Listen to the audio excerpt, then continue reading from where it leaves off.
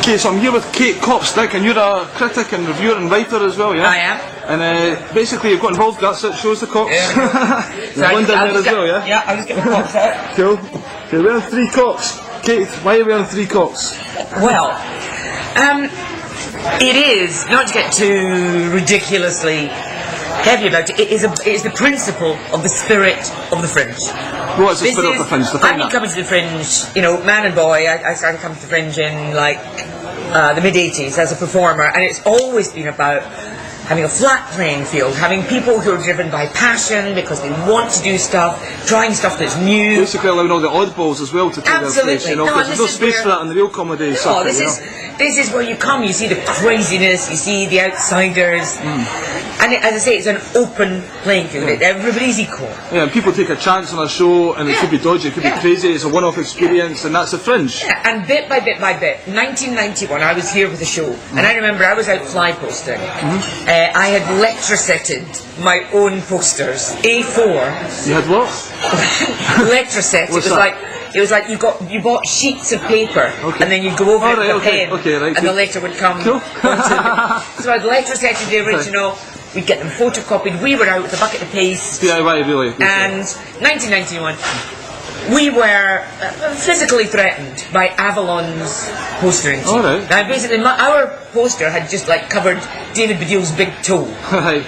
And that was when... Physically threatened, did you say? Yeah, it was like, you know, take that off or else. And that was when I remember it was like, you know, the day the music died, as it were. And the day you thought, this is just becoming... Yeah.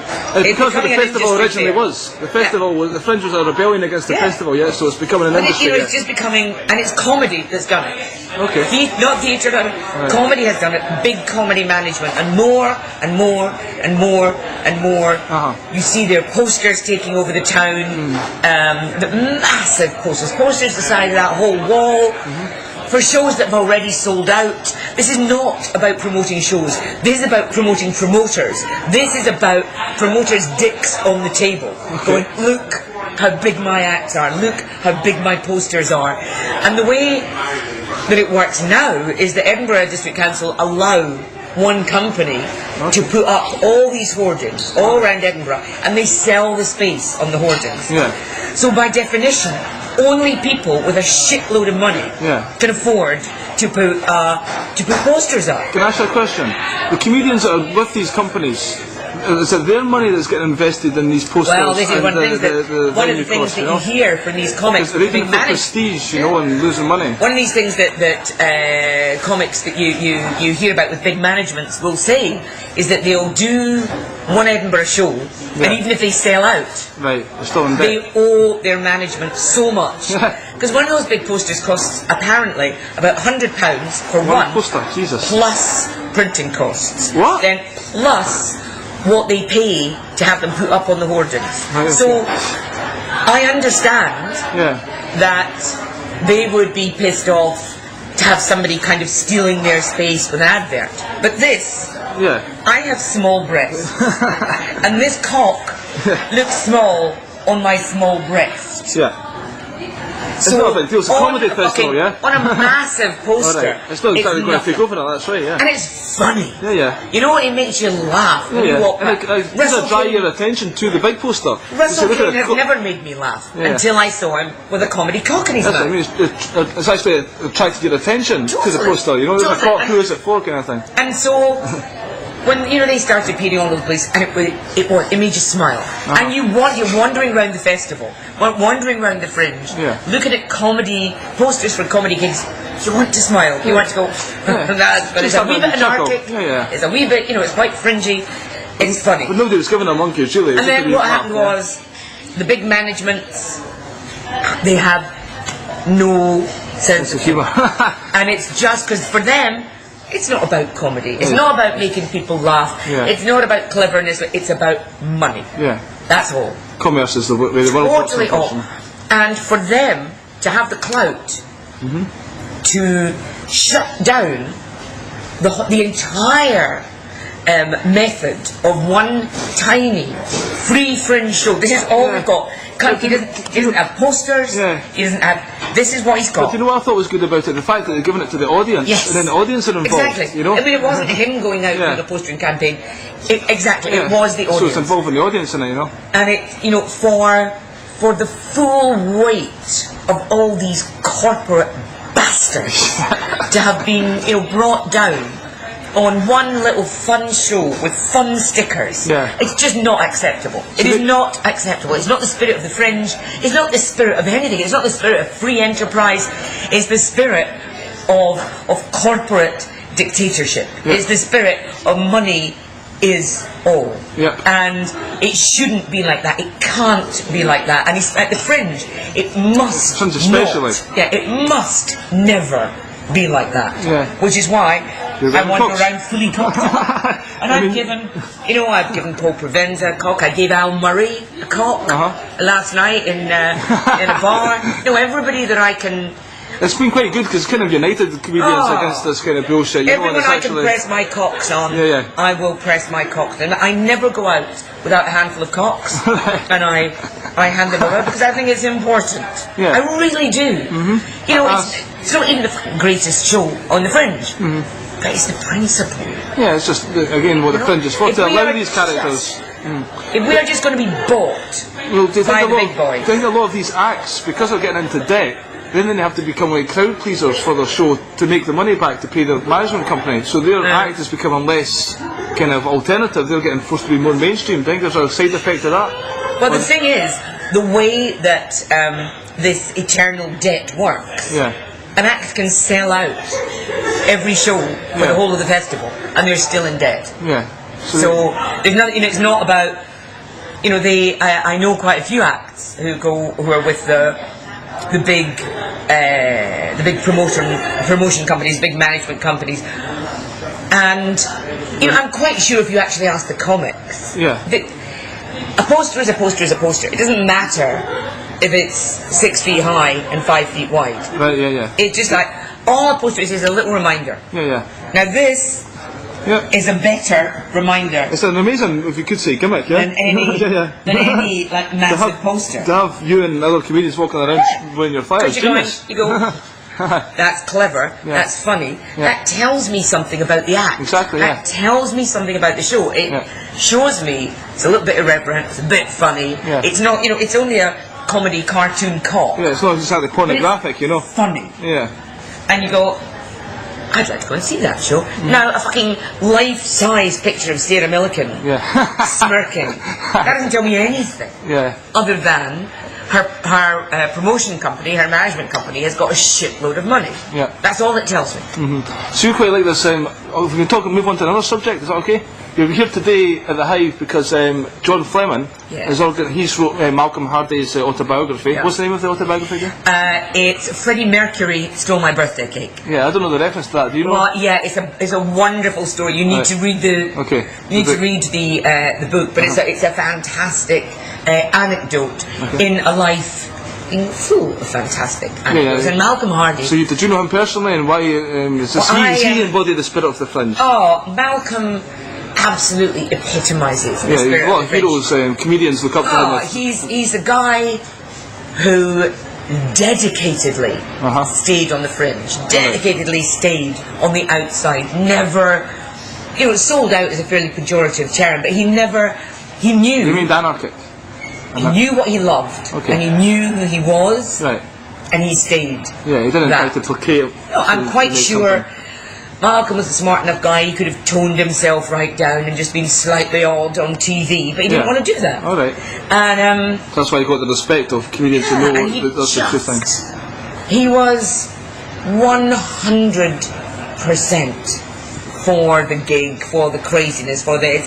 You know, it's like a one-off experience, really. Yeah, I mean, the closest I've met to Malcolm is Bob Slayer. Yeah, it's fantastic. And it's not. It's not a gig as such. No, exactly. It is. It's an experience, and you just never. You actually have to go through the shit bits to get to the good bit, and without going through that, you never know what's going to happen. But what you know is that there is. It's not going to be the same. There is nothing between you and the comic. Yeah. You know, there's no artifice, no character, no nothing. Yeah. It's real. And it could go hideously wrong, and that's the bravest thing a comic can do, is to fail publicly, to fail. Especially in quite a and and you had, at the Tunnel Club that Malcolm created and ran. Amazing car crash evenings that were just catastrophic, and you do get the same with Bob here. So people glorious. enjoy it somehow, don't they? It's just like glorious. Because there's so many kind of career comics around now, and now that there's so much comedy on television, and comedy and comics are kind of seen as the panacea. We've got a television format. It's a bit shit. Tell you what, we'll get a comic to present it. Okay. And so there are a lot of comics who are coming through doing stand-up shows who don't really want to be stand-up comics. They want to be television presenters. Okay. They want to have a television show. They want to do the panel shows. And there's a load of them. Very nice, very slick, but you can just see they're just on a journey. Comics traditionally should have a voice, and have something to say, and basically totally be unique. And otherwise, voice, it's just going through the motions and getting a book and learning how to do it by numbers. And that voice should not be saying, "I'd like to present a television program, please." But that is the way the industry, the comedy industry, has gone. That now it's a career in comedy, a short career in comedy, is a means to an end. You go from comedy to straight acting, film acting. You go the Alan Davis route. You go the Dermot O'Leary. These guys, they all started stand-ups. Then you go, but there's something better than that.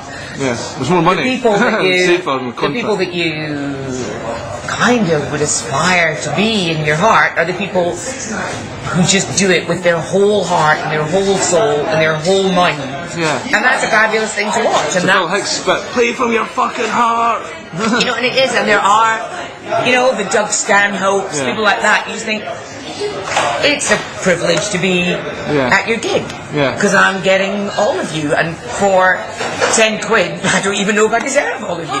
But Malcolm was like that, and he was inspirational, and it's amazing, it's surprising the people that you meet who will say, Malcolm Hardy inspired me. They're not all crazy drunken lunatics. There are some who can be like that, but that spirit, that spirit of never being put into a box, never being bought, as it were, is what Malcolm is about, and that's why, it's why the Free Fringe is somebody like Peter Buckley Hill. He's an inspiration. I think so. He's a bit kooky as well, but it's just incredible. He will never be bought. This is about passion, about commitment. He's got a lot of passion to the art and the craft of comedy, which is what Malcolm had, which is why it is so important for anybody who cares about comedy at all, on any level, not to allow access, to the audience to be bought by the big companies. That's true, They're saying nobody can communicate with the public except us, because we bought this wall, we own this space. They can't be allowed to do that. Not here, not on the Fringe. They can't. Because they're trying their best all year round. Basically, all these clubs are set up and they're all very slick. They do television, they do this, they do that, whatever. Everything money can buy. Money should not be allowed to buy the freedom of the Fringe. And let's keep it that way. If the freedom of the Fringe is bought, then we're fucked. Exactly. Because the freedom of everything's going, basically. So at least it's a bit for people to kind of. I think this can actually be taken to a greater level. This whole Kunt thing. It is, because it's a principle. Exactly. It is it's not just about being pissed. It's not. It is. It's a major principle. If we are saying that you have to have a shitload of money to come here and tell people about your show, just close down the Fringe now, because it's not the Fringe anymore. I would never come back. So you're quite obviously in favour of this Free Fringe ethos that's come about. What do you think? What do you think of the division? There's a division between the Free Festival and the Free Fringe. Do you have anything to say about that? I think that Peter Buckley Hill is the guy with the dream and with the passion, and that the Laughing Horse people. Being very careful now. It's not a dream. Right, okay. And it's not so much of a passion for them, I kind of feel. I mean, I can see where you're coming from for that, but I kind of think it's good that they both exist because I don't think Peter Buckley can do everything. No, absolutely. So it's good to have the two organisations. The great thing is it's good that they're both here and they have spread. Yeah, because then more performers will get the chance to perform, you know? It would be nice if they were all one. I think it should because be. it's difficult. If you play, I mean, I did 3 shows in one of Peter's venues, and I couldn't really promote Kunt and the Gang because he doesn't want you to promote free festival shows. It's a shame, but we need the passion and the commitment of Peter. I think so. He was the guy who started this, but we also can do with in the same ways. We can also do with kind of arguably better, more highly developed business sense of the Laughing Horse lot. And to be fair, the Laughing Horse gives continuity because they're there all the year round.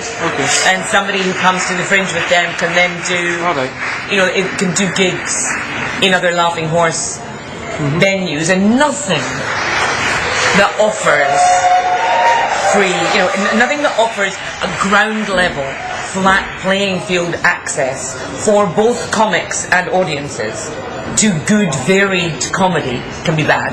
Yeah. It just can't be bad. I think so. I don't like. I've done Laughing Horse a couple of years ago, and now I'm doing Peter Buckley Hill because I don't give a monkeys. Yeah. And I don't like the fact if I say people look at my flyer Peter Buckley Hill, they say, "Oh, you're the enemy." Yeah. I don't care. We're supposed to be connecting with the audience, so why are the comics dividing themselves?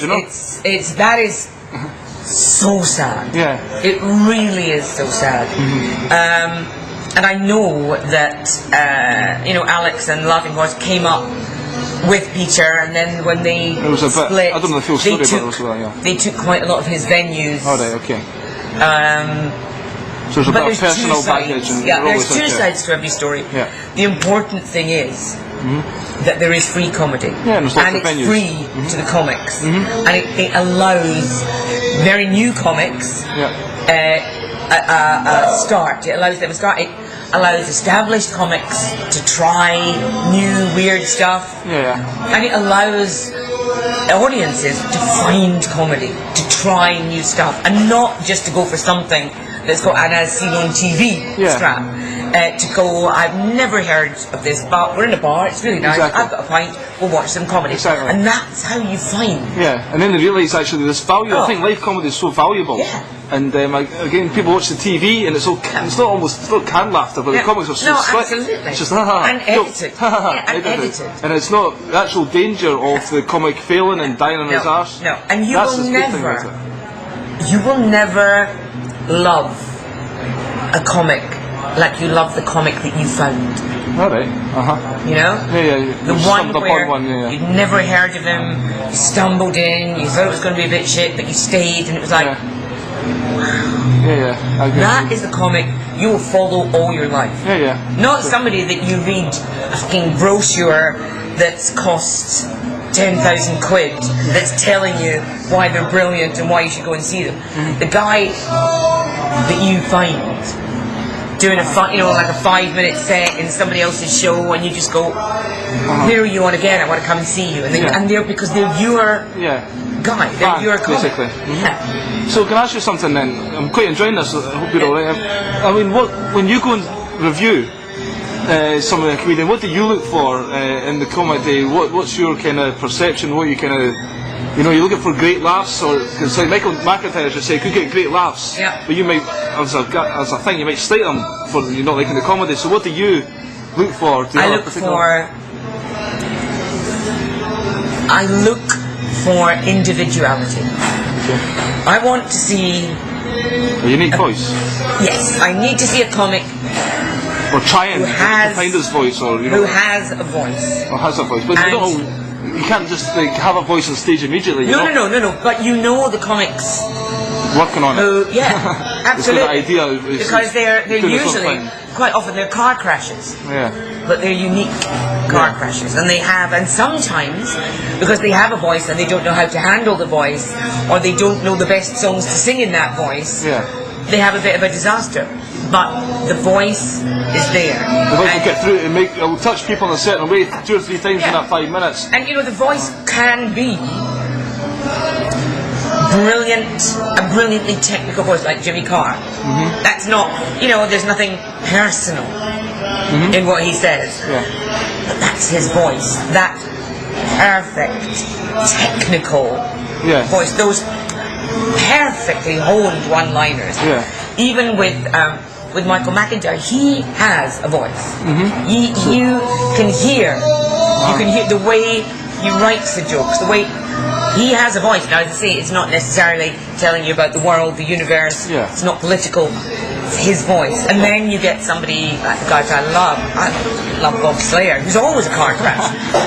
But you get Doug Stanhope, who, again, you never know. I used to love Jim Jeffries. He's becoming a little bit like the slicker he gets. The more layers there are over his voice. But he's still trying to go on the edge and talk about stuff. That's the first thing I look for. I want to hear the voice, the comedy voice. I love honesty, I love passion.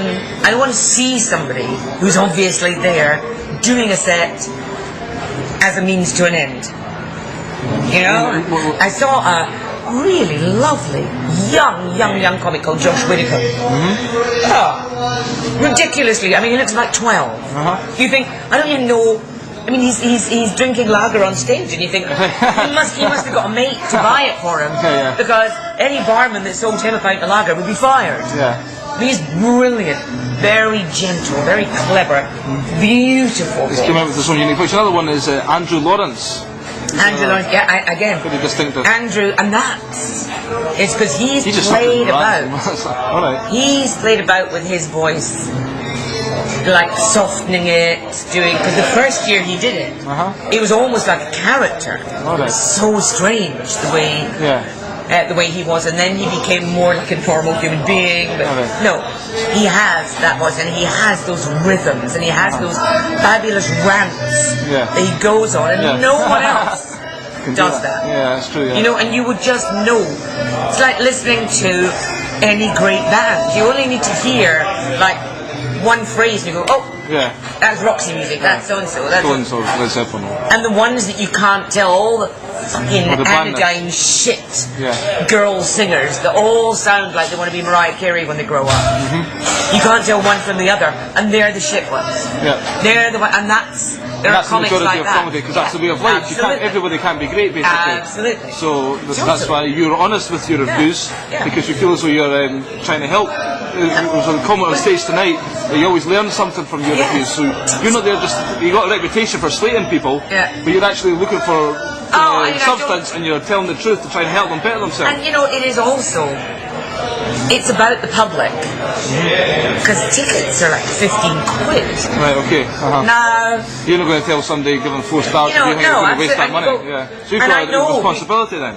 I know that people are driven by as seen on TV, and I feel it's important to go, well, just don't expect what you see on TV, because frankly, for 5 minutes on Michael McIntyre's Roadshow, he's fine, but that's edited.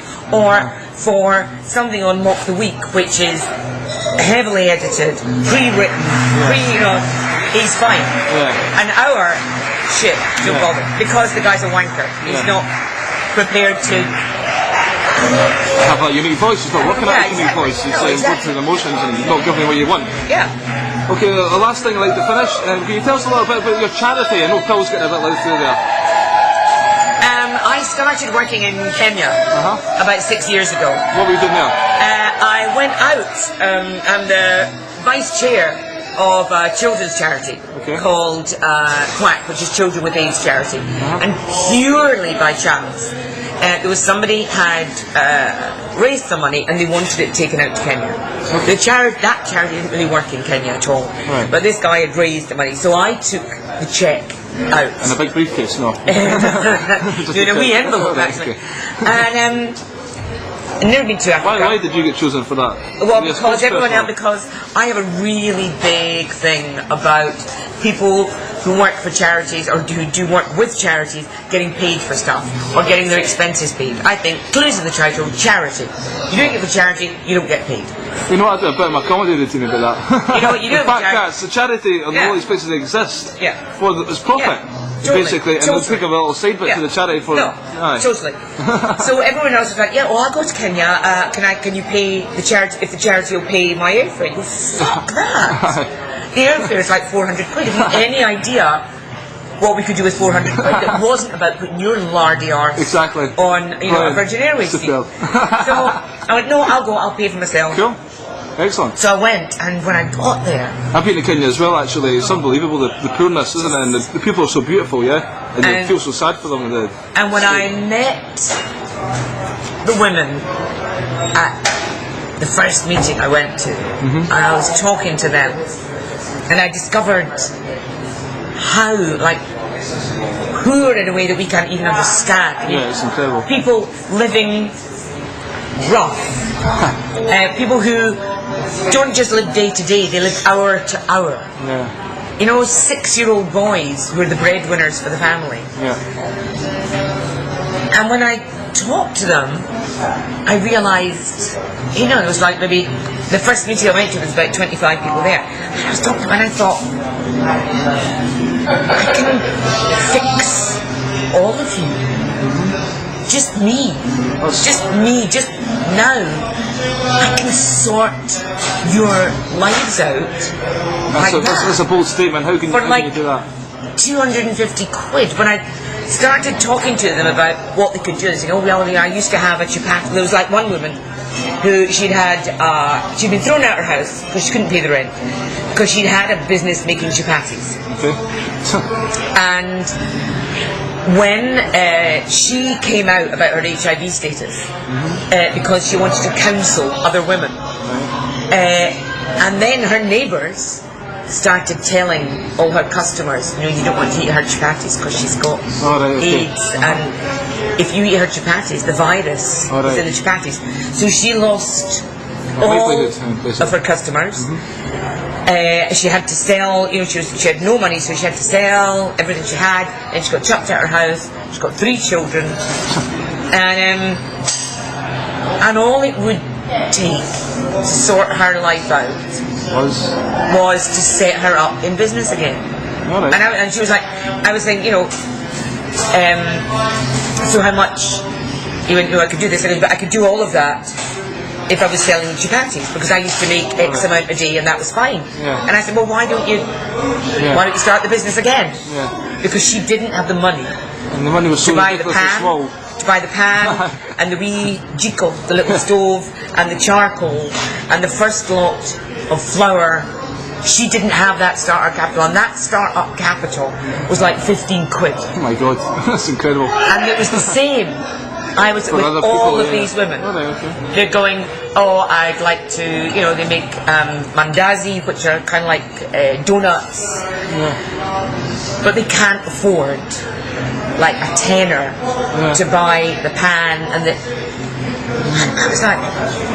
So you seen yourself as help? I can do some good in the world instead of destroying comedians' careers. All of you, and that's what I started doing. Okay, so this was 6 years ago, and for years it was just me. Okay, what were you doing? Just raising money here and there? No, I was just using my own money. Using your own money to help. And then, because I was doing more and more, and I built a school, I built a children's home, we've dug wells, and I was going to like friends and going, have you got 1,000 quid? You need to dig a well. But then one of the things that happened was I discovered that a lot of the people that I knew had great skills and like bead making, all of that, and they just didn't have a market So I started buying from them, Alright. the people in the slums, and I've been in here and I've got a shop in in Shepherd's Bush. Oh my God. So that started raising money, and not huge amounts, but every time I went to Kenya, I was spending like half of every year in Kenya because it really grabs you. And every time I come back, I bring like 150 kilos of stuff. There's a big company called Land Securities who own a whole load of shopping malls in the W12 shopping centre. They gave me a space for free.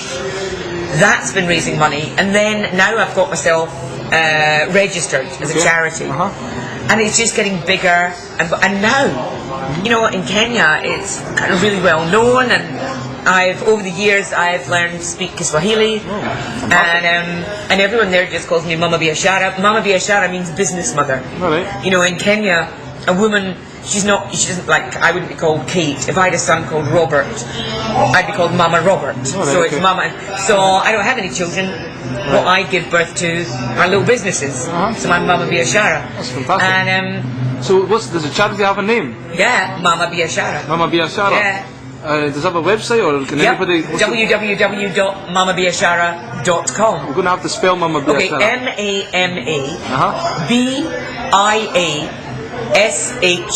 MAMABIASHARA. Just exactly, Biashara. Okay, .com, and people can donate on there, yeah? Yep, they can, and we've got direct debit forms and everything. But what I like is if people they can get in touch and say, like, I've got a hairdresser's business in Dunfermline. Okay. I would like to twin my hairdresser's business with a hairdresser's business in a slum somewhere. So people tell me specifically what they want to do with the money. You know what I mean? How does that work then? Well, what would be is, if you've got a hairdresser's business in Dunfermline, you give me, or you give Mama Biashara 50 quid. Yeah. And that will set up a hairdresser's business. Alright, okay, in the Kenya, and then you can people keep in contact with them, and then people can be in contact. The hairdresser's business in the slums can have the same name as the one in Dunfermline.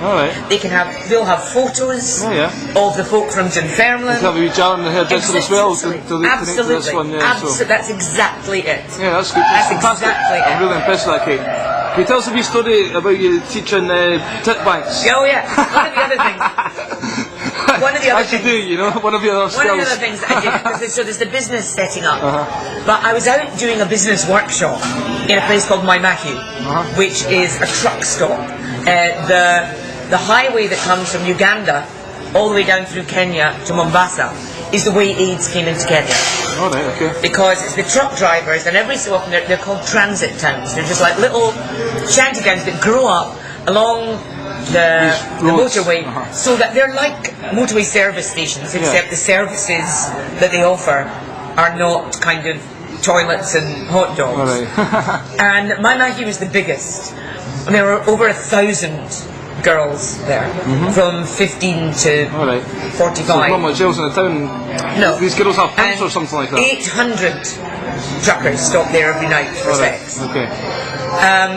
And I was there doing a business workshop with them, but then I started talking to sex workers and asking them about using condoms. And the guys, of course, they never want to use condoms. And there was various things. One, the condoms that are sent to Kenya by the United Nations or UNICEF, they're like... They're white man size. You may as well put that round your cock. They're opaque, they're lubricated, they're just that shape. I did a little research. They move. Yeah, they're not good quality, break, basically. They come off. Nobody would want to put their cock in one of these condoms if they were going to have sex. Least of all, if they're going to pay for the sex. But surely these guys must be aware of AIDS and must be educated. Of course, yeah. But one thing you have to understand is that Kenyan men don't get AIDS. How not? No, that's what that's the mentality. They just don't. Women do. But not men. But the men must be getting AIDS. No, not according to the men. That's the thing. There's just this complete they do denial like an Olympic sport. So I started working with these women, saying, well, there must be a way to persuade the guys. So number one, I took some Durex Pleasure Max, What's that? which are condoms, Okay. which are great. They're about as good as condoms get. Okay. But there was still the thing about persuading the guys. Yeah. So I said to the girls, you know, have you ever thought of offering guys something else other than just straight sex? They were like, what do you mean something else? Yeah. Mine's a pint, Bob. Pint, please. So have you ever thought of offering them something else? And they were like, what do you mean something else? And I said, well, what do you do with the guys? And it turned out all they do is missionary position sex. You just go in there, open up, and then. So then I was like, oh, fucking hell! I've got so much experience. I have got so much to teach you girls.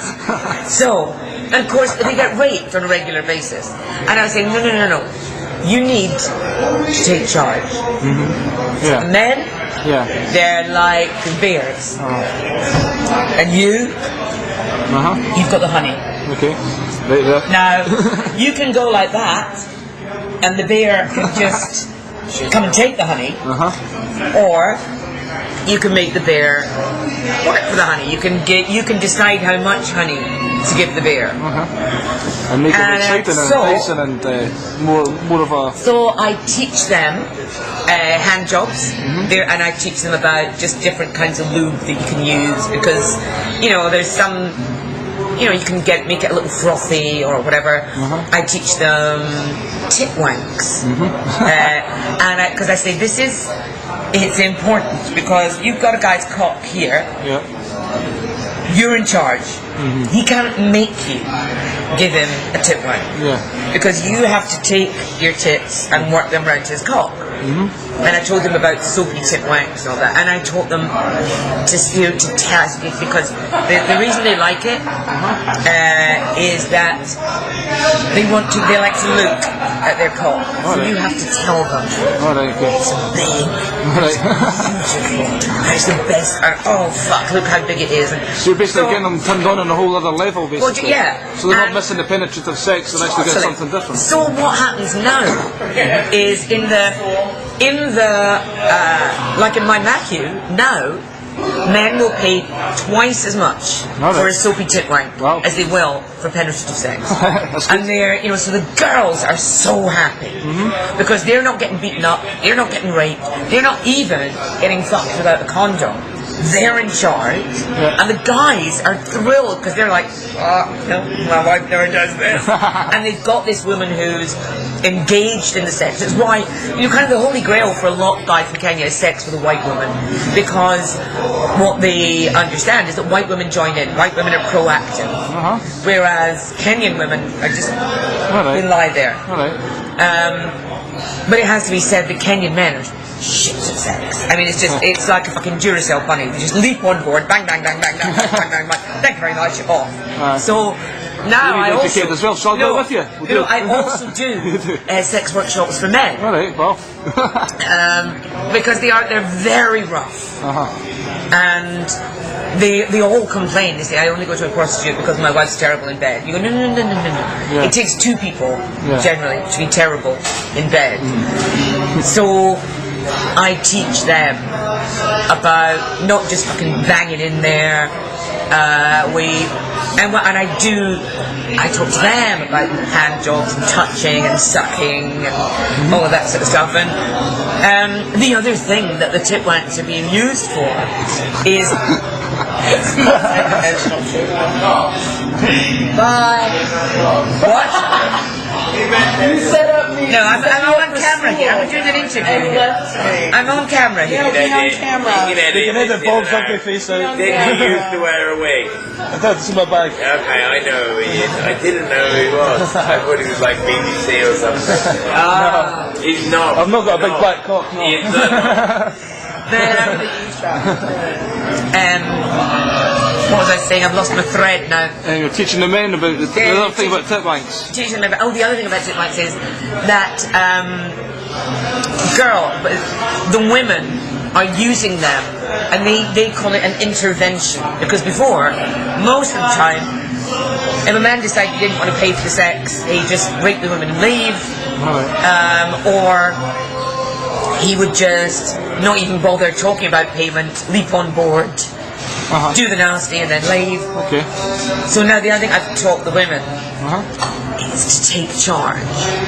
Because a man with a hard-on is a little bit at a disadvantage. He really wants sex. He really needs something or someone to touch that cock and get some friction going so that he can get off. And ideally you're going to be the one.